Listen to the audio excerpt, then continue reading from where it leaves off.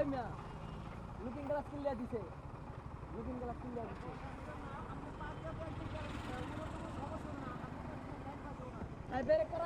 আমি তো তারে লাগাই দিতাম, আমি তো তারে লাগাই দিতাম। হ্যাঁ তো মুতো দাঁড়িয়ে দেখে তো আমার সমস্যা হচ্ছে।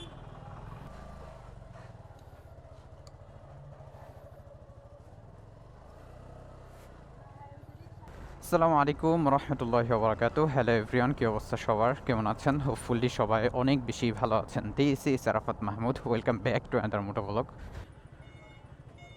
রাইট নাও আছি বড়ভাঙ্গা এলাকাতে, যাব একটু যাত্রাবাড়ির দিকে। সো সন্ধ্যার পর পর বের হয়ে গেলাম বাইকটা নিয়ে, যদিও যেতে ইচ্ছে করছে না, বের হয়ে গেলাম আর চিন্তা করলাম একটা ভিডিও তৈরি করি। আজকে এখানে এত জ্যাম কেন আই ডোন্ট নো, সাধারণত এখানে এত জ্যাম থাকে না। ওই একটা বড় গাড়ির জন্য এখানে জ্যামটা লেগে গেছে মূলত। যাই হোক, জ্যামটা পার হই, তারপর হচ্ছে আবার কথা বলি।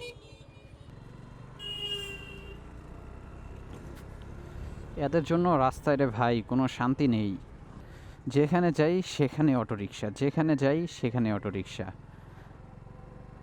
আচ্ছা, আমার ভিডিওর সাউন্ড কোয়ালিটি সম্ভবত আগের থেকে অনেকটা বেটার হয়েছে, কজ আমি গত একটা ভিডিওতে বলেছিলাম যে আমি মাইক্রোফোনটাকে আপডেট করেছি। আগে হচ্ছে সানি লাইফের টাইপ সি মাইক ইউজ করতাম, এখন এক্স মাইক প্লাস ইউজ করতেছি। সো আমার কাছে মনে হয়েছে অনেকটা আপডেট, অ্যান্ড আমি যা চাই মোটামুটি ওরকম একটা মাইক্রোফোন। সো আপনারা জানাতে পারেন কমেন্ট করে এই ভিডিওর সাউন্ড কোয়ালিটি কেমন। যদি সব কিছু ঠিকঠাক থাকে তাহলে এই সেটিংসেই হচ্ছে পরবর্তী সকল ভিডিও আসবে। আরেকটা ব্যাপার হচ্ছে, আমি শীঘ্রই অ্যাকশন 5-এর জন্য 2-3টা মাইক্রোফোন নিয়ে বেস্ট একটা মাইক্রোফোনের রিভিউ করব। কজ এটা নিয়ে সবাই অনেক ঝামেলার মধ্যে আছে। সবাই বলতে অধিকাংশ মানুষই যারা অ্যাকশন 5 ইউজ করে অ্যান্ড মোটো ব্লগ করে, তারা বিশেষ করে মাইক্রোফোন নিয়ে অনেক প্যারায় পোহায়। সো এই প্যারা যেন আর যেন না পোহানো লাগে, সো এই জন্য হচ্ছে আমি একটা ভিডিও ক্রিয়েট করব শীঘ্রই। আশা করি সবার সমাধান হয়ে যাবে সেই ভিডিও দিয়ে। আসলে মূলত ব্যাপার হচ্ছে, অ্যাকশন 5 ক্যামেরাটা আসছে আজকে সম্ভবত 2-3 বছর, আমি ঠিক জানি না কয় বছর হয়েছে। তবে গোপ্রো হচ্ছে অনেক আগে থেকে এটা ইউজ করে মানুষ। সো গোপ্রোর জন্য হচ্ছে ওরকম ভালো ভালো কিছু ব্র্যান্ড ওই গোপ্রোকে চিন্তা করে কিছু কিছু মাইক্রোফোন বানিয়েছে। তবে অ্যাকশন 5 যেহেতু হচ্ছে পরে আসছে মার্কেটে, সো এই জন্য হচ্ছে এটা নিয়ে হয়তো অনেকে কাজ করতেছে এখনও। শীঘ্রই হয়তো আরও বেটার অডিও কোয়ালিটির জন্য ভালো মাইক হয়তো বাজারে আসবে শীঘ্রই। এই জায়গাটা দিয়ে আসলে এত বেশি প্যারা হয়, মানে জায়গাটা পার হয়ে যাওয়া যায় 1-2 মিনিটের মধ্যে। সেই জায়গায় এখানে আসলে এমনও সময় যায় যে 15-20 মিনিটও অপেক্ষা করা লাগে, কারণ এখানে পুরোটা রাস্তা জুড়ে অটো আটকিয়ে রাখে। এই যে দেখেন, তারা পুরো রাস্তা জুড়ে অটো থাকে, মানে বের হয়ে যে যাব দ্রুত সেই অপশন নেই। এদিক দিয়ে হচ্ছে কিছু বড় গাড়ি ঢুকে যায়, যার কারণে আরও সমস্যা হয়ে যায়। কিছু ট্রাক ঢুকে যায়, ছোট ছোট গাড়িগুলো তো আছে, তারা টোটালি রোড অফ করে রাখে, তার মধ্যে আবার কিছু বড় গাড়ি ঢুকে যায়, তখন আরও বেশি সমস্যাটা হয়ে যায়, রোড পুরোই ব্লক হয়ে যায়। এই জায়গাটার একটা সমাধান বের করা উচিত।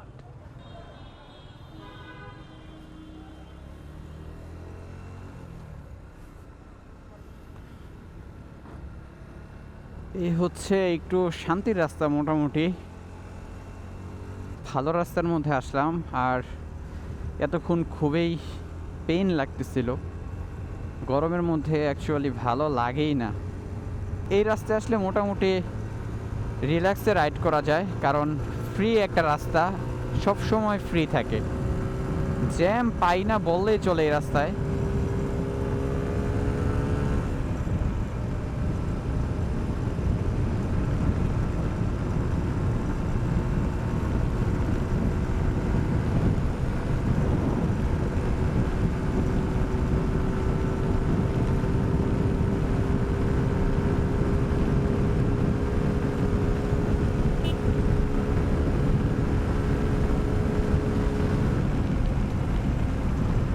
সো যাত্রাবাড়ির দিকে হচ্ছে চলে আসলাম, তবে এস এ পরিবহন এটা কোন পাশে আই ডোন্ট নো, এটাকে খুঁজতে হবে এখন ম্যাপে, এটা কোন পাশে পড়ছে। একটু ম্যাপটা দেখে নেই আসলে এস এ পরিবহন কোন পাশে, তারপরে হচ্ছে যাই। এই যে এস এ পরিবহন,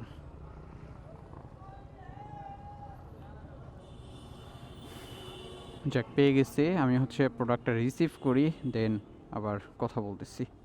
এই ছিল হচ্ছে এস এ পরিবহনে আসা সেই প্রোডাক্টটা, এটা আসছে সম্ভবত রাজশাহী থেকে। সো একটা প্যারা, তারা হচ্ছে হোম ডেলিভারি দেয় না, তাদের হোম ডেলিভারি সার্ভিসটা চালু করলে সম্ভবত আরও বেশি ভালো হয়। বাকি তারা অনেক সেফলিভাবে আনে, যেটা বললো। অন্যান্য কুরিয়ারের থেকে তুলনামূলক চার্জ অনেক বেশি, এটা আনার জন্য প্রায় 250 টাকা চার্জ নিল। সো অন্যান্য কুরিয়ারে ঢাকা সিটির মধ্যে হলে 60 টাকা, ঢাকা সিটির বাইরে হলে 120 টাকা নেয় সম্ভবত।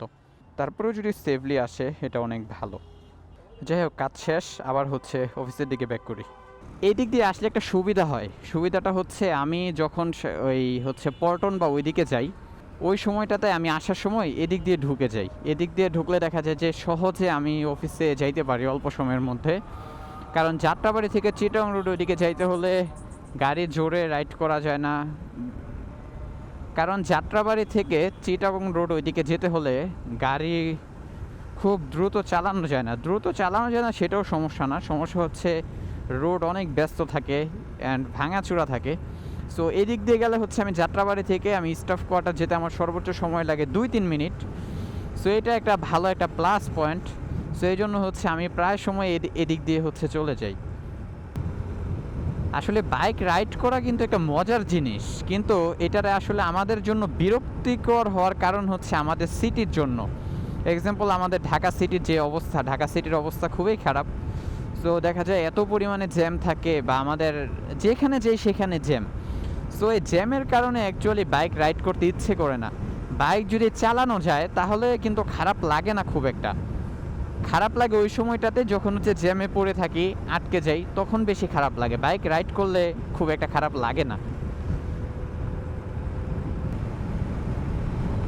এই যে একটা সমস্যা দেখেন, এদের মতো রিক্সা যদি এই হাইওয়ে দিয়ে যদি যায়, এদেরকে একটা ধাক্কা দিলে বড় গাড়ি, এরা কোথায় যাবে কোনো ঠিক ঠিকানা আছে? আসলে ভয় ভীতি বলতে ভাই কিছু নেই তাদের মধ্যে। দিন শেষে তারাই হচ্ছে আবার রাস্তায় আন্দোলনে নামে যে আমরা দেশকে স্বাধীন করছি। ভাই, দেশকে স্বাধীন কি এই জন্য করছে যে হাইওয়ের মধ্যে, ফ্লাইওভারের মধ্যে হচ্ছে রিক্সা উঠে যাবে? এই জন্য দেশকে স্বাধীন করা হয়েছে? এইটা এমন একটা হাইওয়ে বা এটা এমন একটা রাস্তা, এই সড়কে, এই রাস্তার মধ্যে সবগুলা গাড়ি, বড় ছোট সব গাড়ি প্রায় মিনিমাম 60-70 উপরে থাকে। বড় ছোট সব গাড়ি প্রায় 60-70 উপরে থাকে স্পিড। সো এই যে একটা রিক্সা যদি রাস্তার পাশ দিয়ে যায়, তখন মানে তার একটু ধাক্কা লাগলে সে কই চলে যাবে কোনো ঠিক ঠিকানা নেই। কিন্তু তবুও তারা হচ্ছে রেগুলার এই কাজ করে, রেগুলারই তারা এদিক দিয়ে চলাফেরা করে, রেগুলারে যাতায়াত করে। আবার উল্টোও যায়, এখন তো ভাবতে যাচ্ছে, আবার দেখা যায় অনেক সময়তে উল্টোও চলাফেরা করে। আমার কাছে মনে হয় বিশেষ করে হাইওয়েগুলো নিয়ে আরও কঠিন থেকে কঠিন পদক্ষেপ নেওয়া উচিত এদের ব্যাপারে। এই রাস্তার মধ্যে যে কেউ উঠতে পারবে না, যে কোনো গাড়ি, এবং গাড়ির গতিসীমা সব কিছু একটা লিমিট থাকা দরকার। যদিও গাড়ির গতিসীমা অতিক্রম করেই আমরা অনেকে রাইড করি, কিন্তু তবুও হচ্ছে আমার কাছে মনে হয় যদি এই রিক্সাগুলা বা এই তারপর হচ্ছে লোকাল গাড়িগুলা তারা যদি একটু সেফলি চালায়, সো আমার কাছে মনে হয় অনেক অ্যাক্সিডেন্টের সংখ্যা কমে যাবে। বিশেষ করে হচ্ছে রিক্সাগুলা, এরা যেন হাইওয়েতে না উঠতে পারে। তারপর হচ্ছে যারা লোকাল গাড়ি আছে, লোকাল বাসগুলা, তারা যেন সেফলি যেন আরও যেন ড্রাইভিং করে। তাদের অবস্থা খুবই খারাপ, তারা রাস্তার মাঝখানে থেমে যায়। সো এরা যদি একটু ঠিকঠাক হয়, আমার কাছে মনে হয় দুর্ঘটনা আরও অনেক কমে যাবে, সবার জন্য এটা ভালো হবে।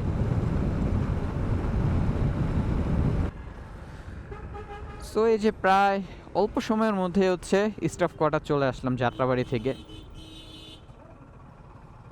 এই মিয়া, লুকিং গ্লাস কিনলে দিছে।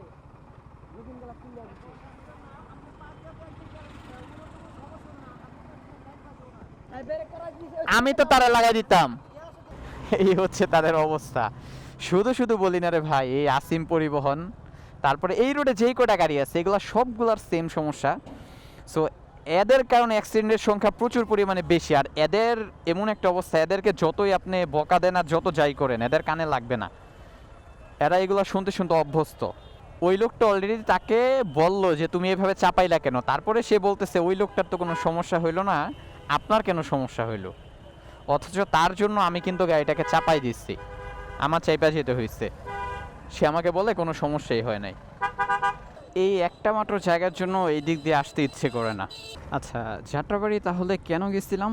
যাত্রাবাড়ি গেলাম হচ্ছে কুরিয়ার থেকে একটা প্রোডাক্ট রিসিভ করার জন্য, তাই না? আচ্ছা, এটার মধ্যে কি আছে সেটাই তো আপনাদেরকে জানানো হলো না। এটার মধ্যে হচ্ছে একটা গোপ্রো আছে, গোপ্রো 9 সম্ভবত। এটা হচ্ছে মেহেদি হাসান রনি ভাইয়ের। আর আমার রিসিভ করার কারণ হচ্ছে সে আজকে রাজশাহী চলে গেছে। তো ওখান থেকে কল দিচ্ছে যে ভাই আপনার প্রোডাক্টটা রিসিভ করেন।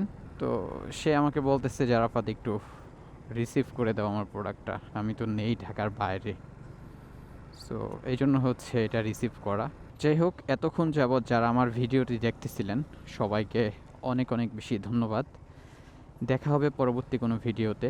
সেই পর্যন্ত সবাই ভালো থাকুন, সুস্থ থাকুন। আল্লাহ হাফেজ।